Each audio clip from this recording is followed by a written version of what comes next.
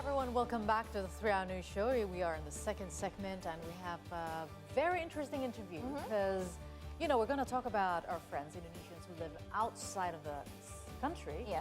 And it seems like they are going to change their mind a little bit. So we want to know what it is, right?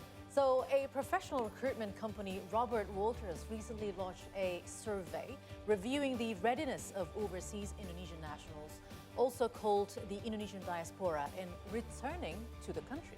One of the key findings is that 3 in 5, or 60% of overseas Indonesians, stated that they are planning to return to their homeland in the next 5 years. Now, this is higher than the previous survey in 2021, which found that only 46% of respondents were considering returning to Indonesia. To find out more about this survey, we have in our studio right now Robert Walters, Indonesia country head, Eric Mary. Hi, good afternoon. Thank you for coming by. Hello, thanks a lot for having me. Yes, it's a pleasure. So, according to the findings, you say that 3 out of 5 Indonesians who live overseas, our diaspora, Indonesian diaspora, would return to Indonesia, plans to return to Indonesia. Could you elaborate on the findings first? Yes, sure. So, first of all, this survey is part of our program named Pulang Kampung. Oh. That's an initiative that we launched in 2015 because we realized that there were quite a lot of Indonesian people based abroad, and eventually some of them might consider one day to come back. And it's not always easy to come back and to find the right career opportunities. So we wanted to be the bridge between them abroad and the country here. And this is why we decided on a regular basis to do a survey to check the temperature, I would say, and say, okay, what's the mood? Would you come back? And if yes, why? What would drive the reason to come back? So we did the exercise in 2021, and we decided after the pandemic finished, because in 2021 was during the pandemic, so eventually it had an impact on your decision to come back or not. It's behind us, thanks God.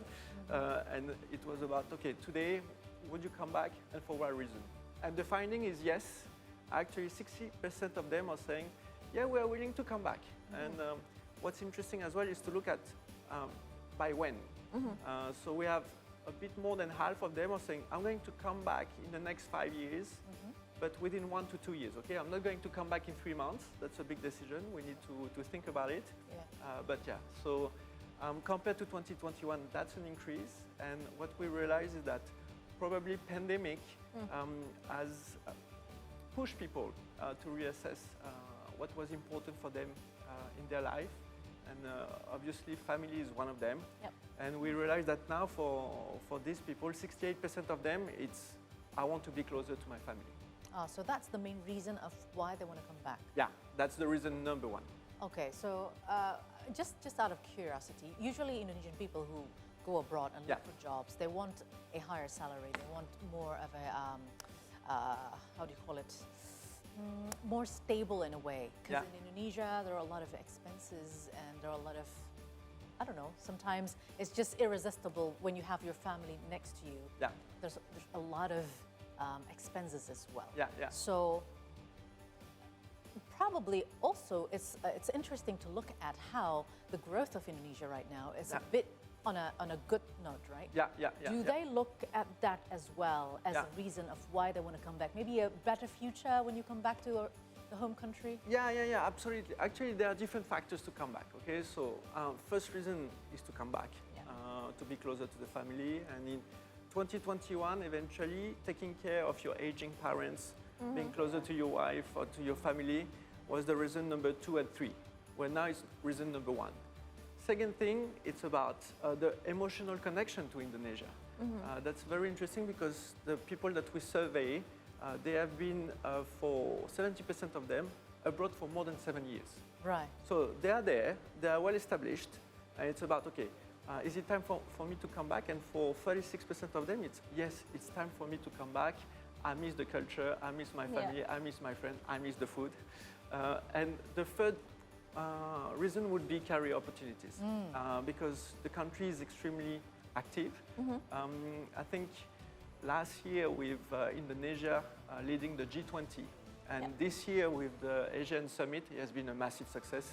It has been a fantastic opportunity for the country to shine around the world, and also for all this Indonesia based abroad to see that the country is doing well and send some positive image. So definitely that's something that is really important, but not for all of them though. We have half of these Indonesian people who are based abroad who are saying, actually the economic situation is not so much of a criteria. For 56% of them it is.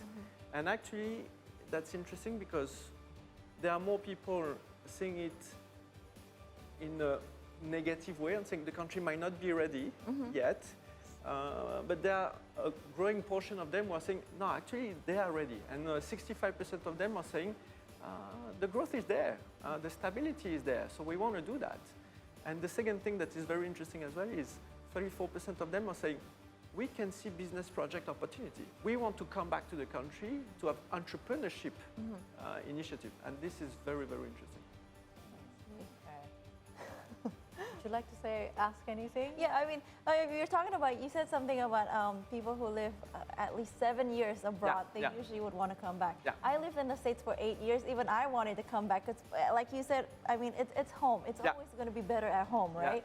But talking about the survey, how many correspondents did you take? Like, how many people did you guys interview? Okay, so we have around 200 people who have answered this survey. What's interesting is that it's for 28 countries. Okay, so we have when we are talking about diaspora, we have Indonesian people everywhere. But if we look at the top 5 countries where we have the most represented Indonesian based abroad, first one, Singapore.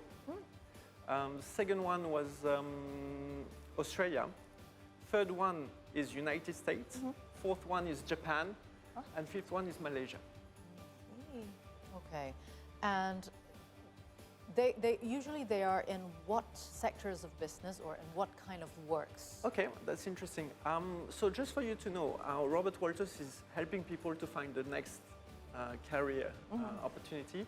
However, we are very, how can I say that, targeted. Okay, we are working on middle to top management position for a certain type of industry. So all these Indonesian-based people that we are talking to, a lot of them are coming from the IT sectors, and a lot of them are coming from the finance sector.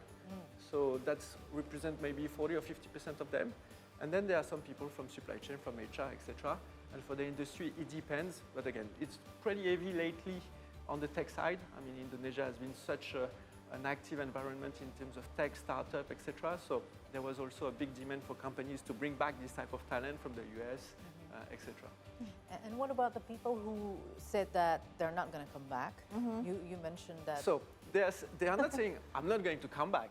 They might come back. Yet. But they haven't planned it yet? No, actually, they are not yet convinced. Let's put it this way. Okay, so you know, the reality is that it's always based on the perception that you have.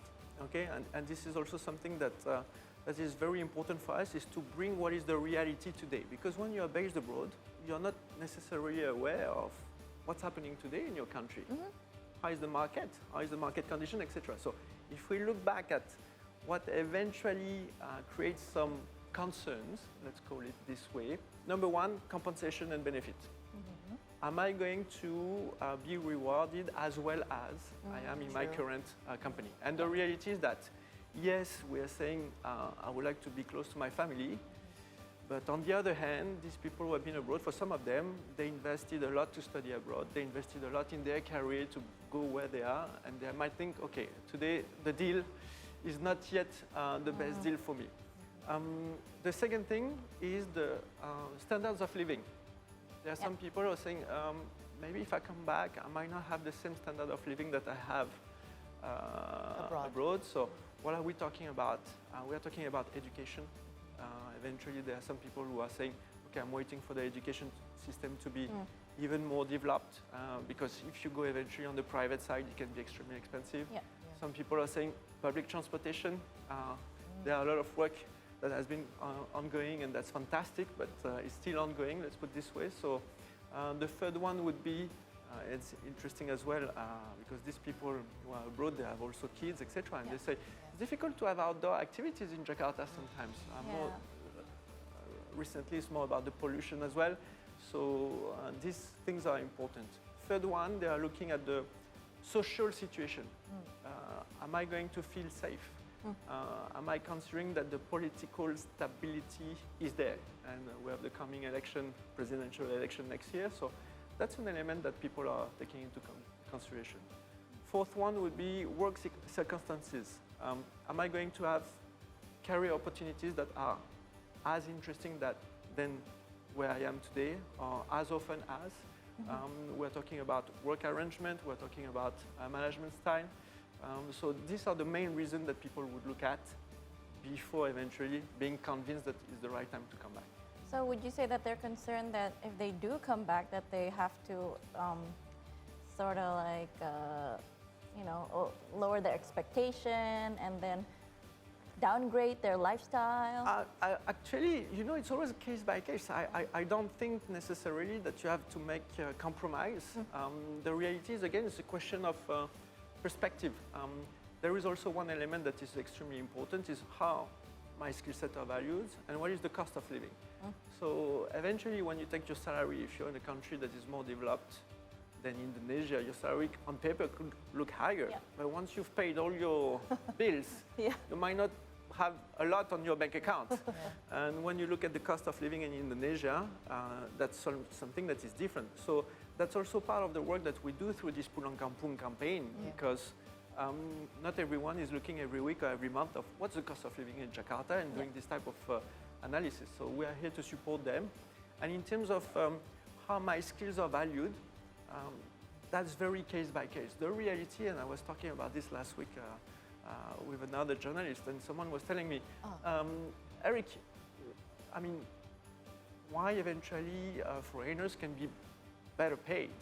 And I was saying, actually, it's not about being a foreigner or not. It's a question of, do you have a skill that we are missing? And I was sharing to this person that eventually some of these Indonesia-based overseas people, when they're coming back, some of them are extremely well paid because they have some skills that are highly sought after. That's also reminding me as well about people who have been in the medical world or law, for example. It's not that easy when they come back. Yeah. Okay. Do you have any findings on that as well? I don't have any particular example on that because it's going to be very technical depending on your knowledge. So again, it's case by case depending on the industry. All right, it's very interesting, and it is. Would love to talk more with you, but unfortunately our time is very limited. We hope that we'll have another chance to dig more. Look, I would be more than happy to come back. Thanks a lot for having me again. Thank you very much, Eric Mayer. All right, so we're going for another break right now. And after the break, Ahira will deliver some economics and business updates. So stay here only on a 3-hour news show on See Today.